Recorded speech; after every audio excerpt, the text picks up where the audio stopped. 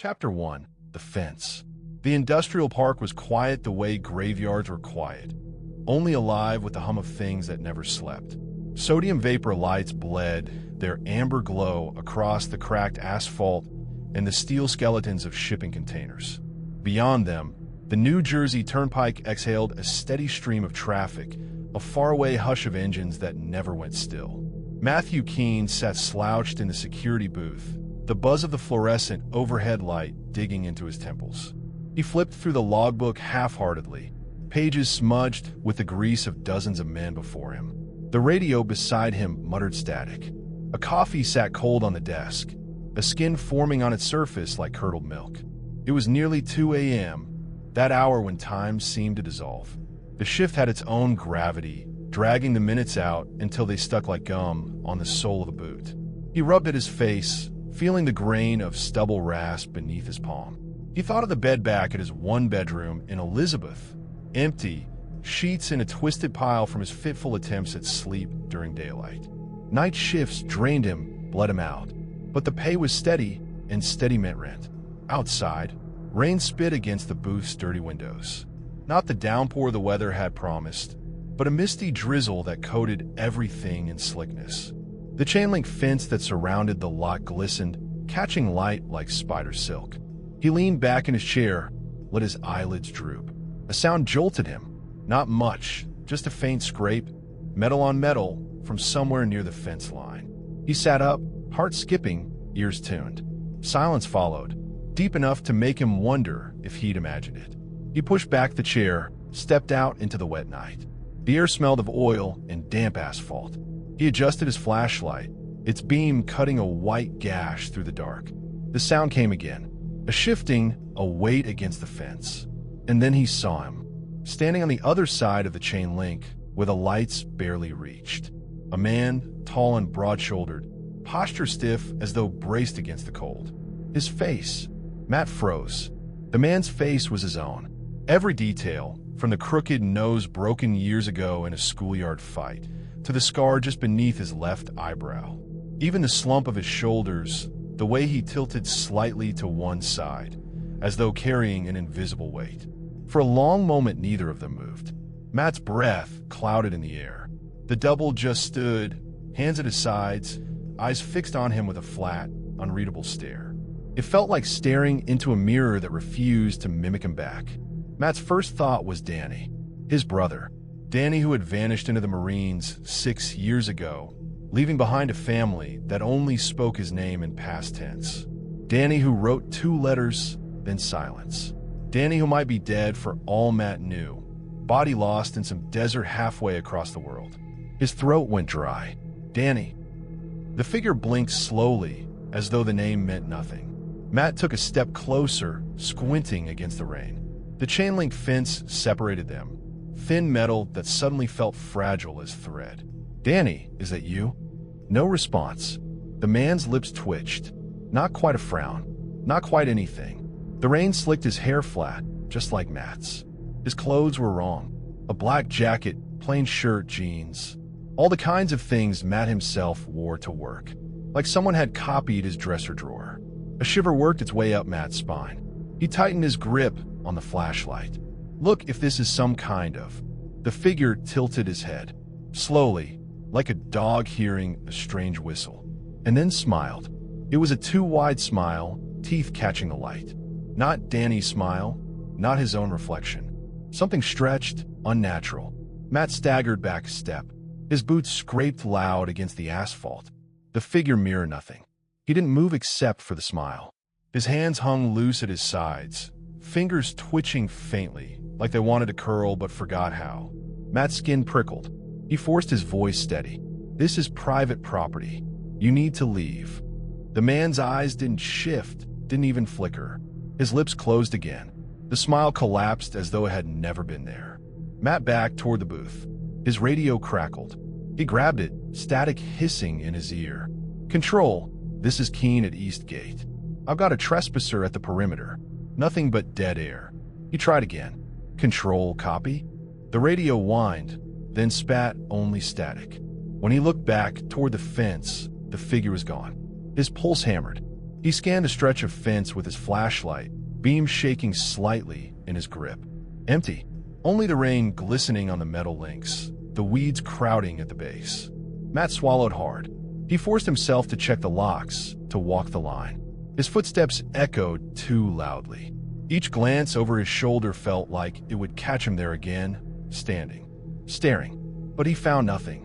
By the time he returned to the booth, his uniform was damp, his hair dripping. He sat heavily, rubbed his hands over his face. Maybe exhaustion was playing tricks. Night shift did that, made the shadows lean too close, made reflections peel away from glass. Yet he couldn't shake the face. His face. He thought of Danny again, but the more he replayed it, the less it was Danny. Danny never stared blankly at anyone. Danny never smiled that way. Danny's presence had always been too loud, too brash. This was like something borrowed his bones but forgot how to wear them. Matt glanced at the clock. 2:43 a.m. The shift still had hours left, and each one would crawl. He poured the rest of his coffee down the drain. The sludge clung, brown and slow. By 3:15, his hands had stopped shaking. By 3:40, he convinced himself to log the incident as suspicious activity, no contact. By 4:10, the hum of the lights dulled his panic into something like fatigue. But every so often he looked up from the logbook and felt it, the weight of eyes somewhere beyond the fence. Watching. At 6 a.m., when the day shift came to relieve him, the world looked ordinary again. The rain had lightened to mist, the horizon smeared with gray light. "Quiet night?" the guard asked, pulling on his gloves. Matt hesitated. He almost said no, almost described the face at the fence. But he heard himself say, "Yeah, quiet." He signed out, walked to his car, engine coughing awake. The drive home took him past rows of warehouses, through traffic lights still blinking yellow. Yet at every red light, he caught his reflection in the rearview mirror, and it felt wrong. Like if he looked long enough, the man in the mirror might not blink when he did. That night, he dreamed of the fence. He dreamed of standing on one side, his double on the other. But in the dream, the chain link began to warp, wires stretching like taffy, snapping one by one. The figure pressed against it, the gaps widening enough for fingers then wrists to slip through. Fingers like his own, only too long, bending backward at the joints. Matt woke gasping, sheets soaked with sweat. He sat in the dark, the hum of his fridge filling the silence. The clock read 11:22 a.m. Rain tapped at the window. He pressed his palms to his face, whispering to himself that it was just a dream. But the scrape of metal against metal from the night before lingered in his ears. And he knew, deep down, it hadn't been a dream. It was waiting. Chapter 2, The Empty Lot. The second night back on shift, Matthew told himself he wasn't going to let his mind play tricks. He'd slept poorly, sure. Dreams fractured into images he couldn't shake. The fence warping, the figure pressing through. But once the alarm went off and daylight burned through the blinds, those images felt distant, the way childhood nightmares did after breakfast. The face at the fence had to be exhaustion. Stress. Nothing more. Still, when he pulled into the lot at 10:54 p.m., headlights sweeping over cracked asphalt and empty trailers, the unease clawed at him again. The chain-link fence caught his high beams like glass, gleaming too sharp. He sat in the car with the engine idling longer than usual, just breathing, listening to the hum. His reflection in the windshield glared back, superimposed over the fence. Not Danny, he reminded himself. It wasn't Danny. Stop thinking that. He killed the ignition, climbed out. The air smelled of rain-soaked rust.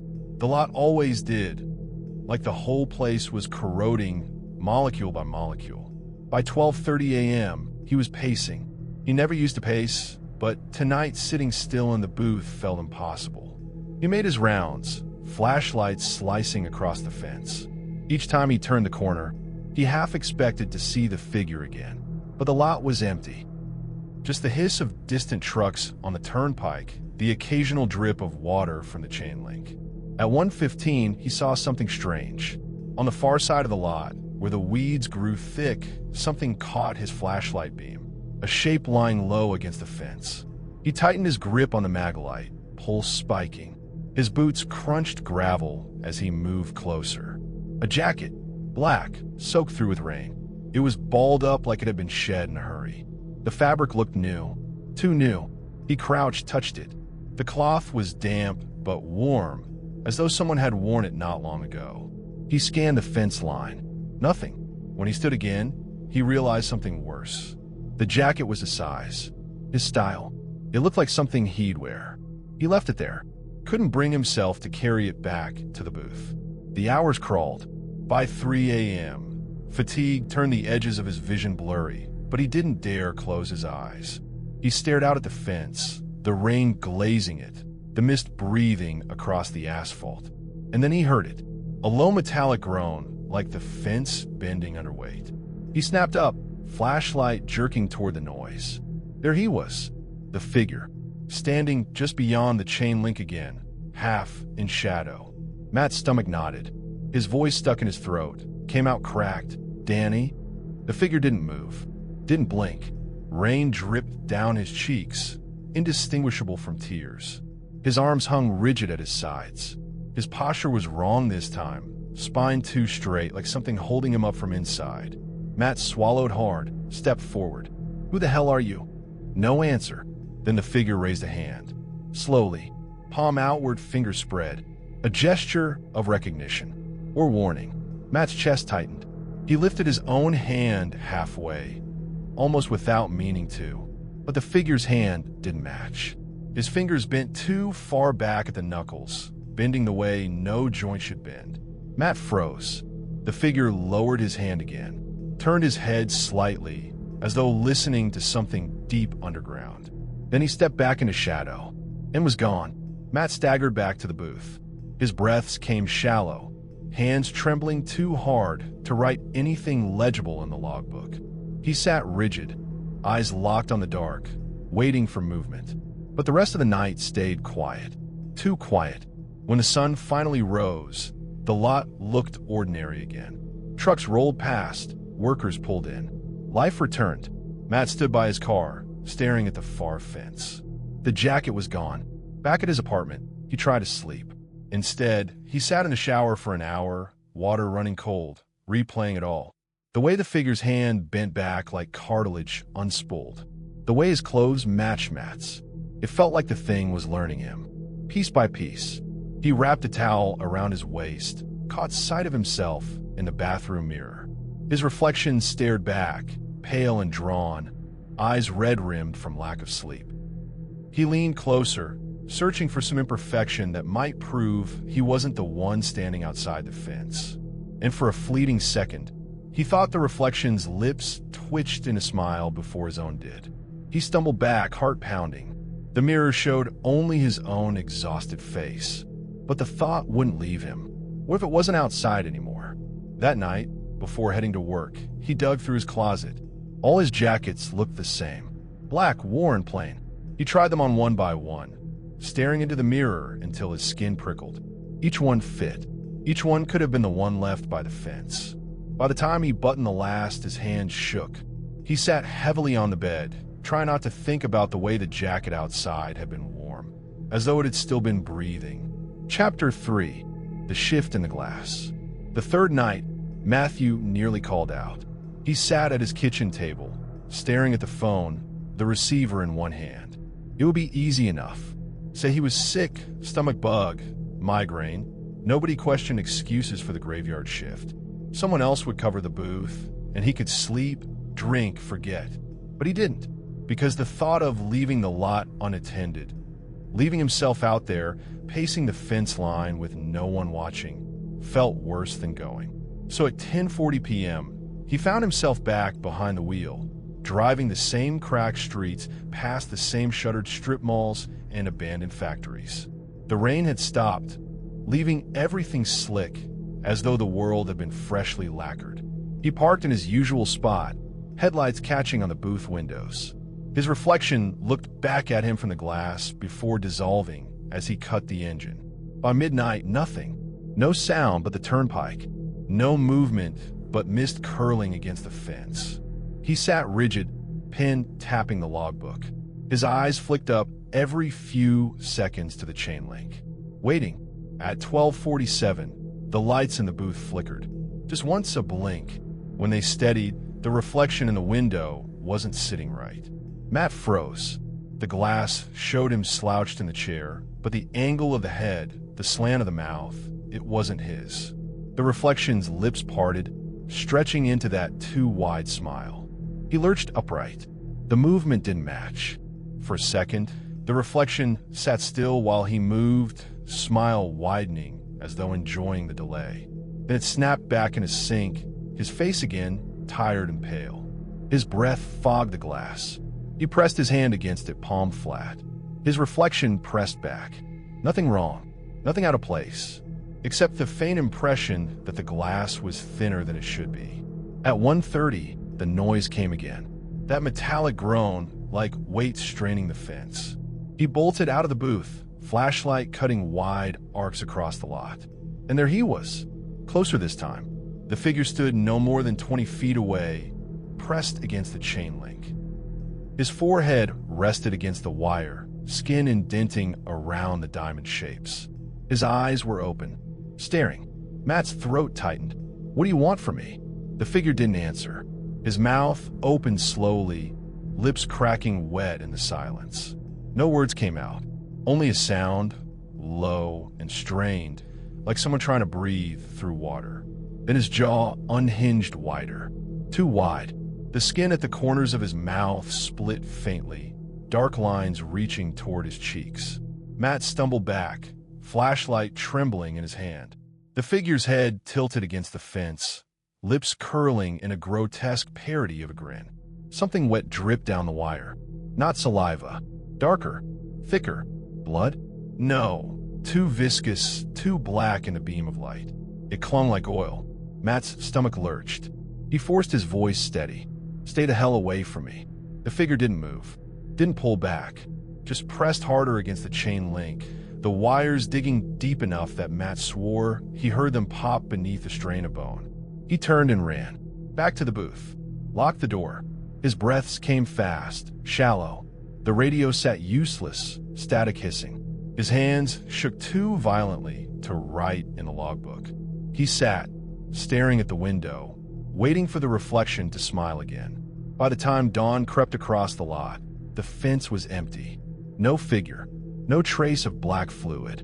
Only indentations in the chain link, faint but real, as though something had pressed against it too long, too hard. He drove home half blind with exhaustion, world blurring past. In the bathroom mirror, his reflection looked worse than ever. Sunken eyes, sallow skin, lips pale. He splashed cold water on his face, blinked hard. When he looked again, a trickle of dark liquid slipped from the corner of his reflection's mouth. He jerked back, clawing at his lips with trembling fingers. His own skin was clean, dry. The mirror stayed wet. He staggered from the bathroom, heart slamming. The sound of dripping seemed to follow him down the hall. He didn't sleep that day. Couldn't. Every surface reflected back at him. Windows, mirrors, the blank sheen of the TV screen. And every time, he expected to see the smile again, the mouth that opened too wide. By evening, when he sat back in his car to drive to the lot again, a thought had rooted deep in his skull. The thing outside the fence wasn't trying to get in. It was trying to get out. Chapter 4, Wire and Skin.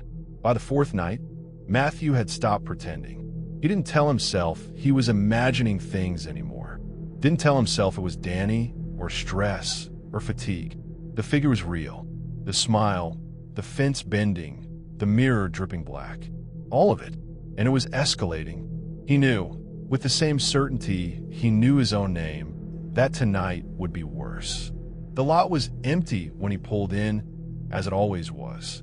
The booth's fluorescent bulb hummed faintly overhead, buzzing like an insect trapped in glass.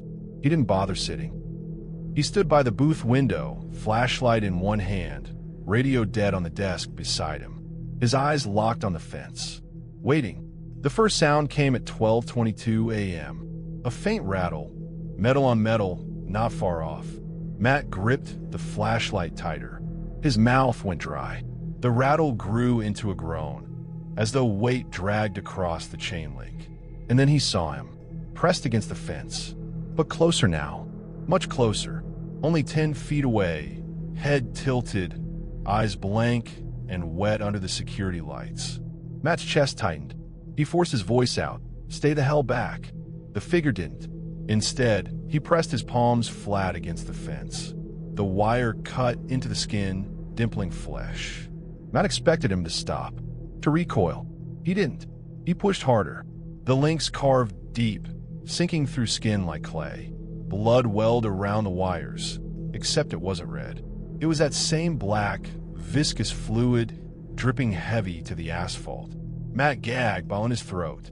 The figure's fingers curled through the gaps in the fence, joints popping loud in the quiet, bones bending wrong.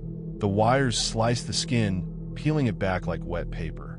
But he didn't flinch, didn't react at all, just pushed deeper. The sound was wet. Chunks of flesh clung to the chain link, stringing between the diamonds of wire. Fingers pushed through, bones scraping metal, skin sloughing as though it didn't matter. Matt staggered back, stomach heaving. The figure's head pressed forward next. Forehead grinding against the fence, skin splitting around the diamond shapes. Blood, or whatever it was, ran down in oily trails.